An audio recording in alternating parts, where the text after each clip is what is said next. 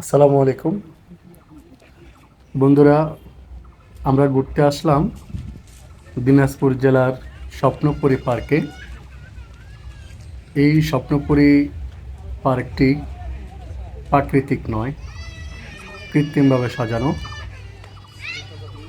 কৃত্রিমভাবে সাজিয়ে পার্কটিকে দর্শনার্থীদের কাছে মনোমুগ্ধকরভাবে তুলে ধরেছে এই পার্কের মালিক তৎকালীন এমপি শিবলি সাদিক সাহেব।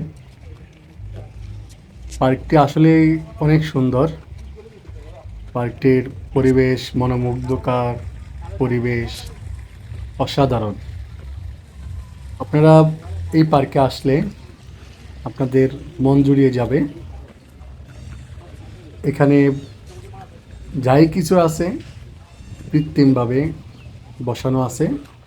আমরা এখন মাছ দেখতে যাব। মাছের